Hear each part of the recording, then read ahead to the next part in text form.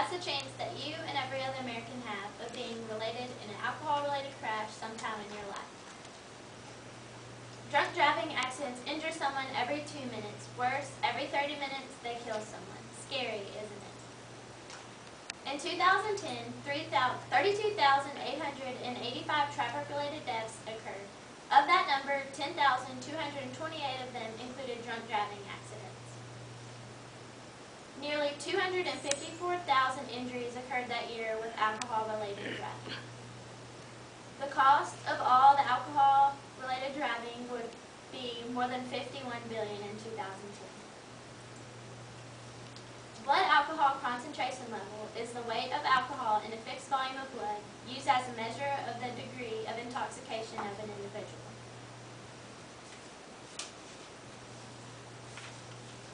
The concentration depends on body weight, the quantity and rate of alcohol ingestion, and the rates of alcohol absorption in your metabolism. The legal limit for drunk driving is, in all 50 states, is a level of .08. For a 120-pound woman, it takes 2 drinks to become at a point of 0.8. For a 180-pound man, it takes 4 drinks. A drink being 1 shot of liquor, a 5-ounce glass of wine, and a beer, which all have the same alcohol level. In the article, Why You Should Never Drink by Buddy T, he stated that a driver with a BAC of .08 will find it more difficult to drive and to concentrate because of their judgment of speed of the vehicle. At a .02, they begin to feel good. They don't realize that they're really drunk because it's such a subtle feeling. They probably feel like they didn't have a drink at all. But once they get into an emergency situation, their judgment becomes off and they can't control what they're doing. At the .05 BAC level, they start experiencing exaggerated behavior.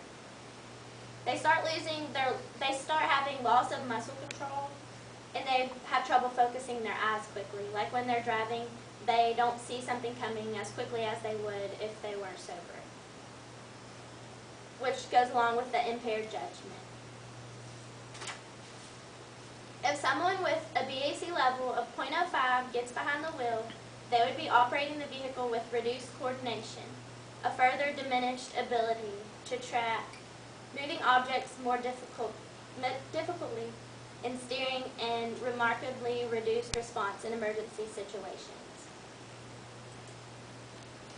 The consequences of drunk driving is your license getting suspended or revoked. Your car can even possibly become confiscated or sold.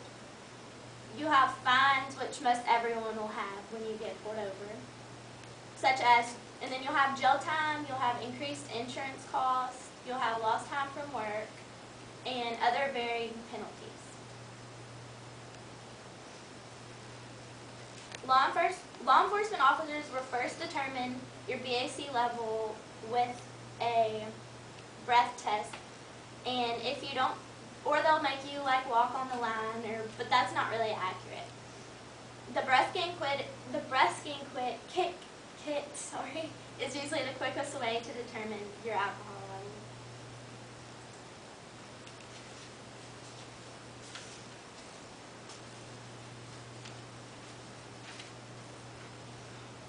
Jacqueline Saborito was a victim of drunk driving. She lived in Venezuela, and she was on a break from her college in Venezuela, and she came to the United States to study English. She was headed home from a birthday party in Austin, Texas, when she was struck by a drunk driver. His name was Richard Steffi. He was 18 years old and a senior in high school. He made the decision to drive drunk after a party while Jackie and her 4 friends were traveling home. 2 of Jacqueline's friends died at the scene, and she suffered with 3rd-degree burns on over 60% of her body. She's had over 100 operations, which added up to $5 million. Reggie was convicted of 2 counts of intoxication manslaughter. and was sentenced to 7 years in the state penitentiary. At one of her conferences, she stated, "Even if it means sitting here and with no ears, no nose, and no eyebrows, and no hair, I'll do this 1,000 times if it will help someone make a wise decision."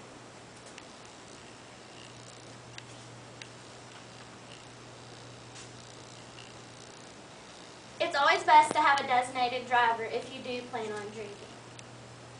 You should choose your designated driver before your party even begins. You should have a different person every time because some people actually want to drink and they want to have fun with it, but that's not always the best choice. Give your keys to the designated driver before the party ever begins or before you begin drinking. Do not choose the least drunk person in the group because I know for a fact people tend to do that. If you're the designated driver, just don't drink at all.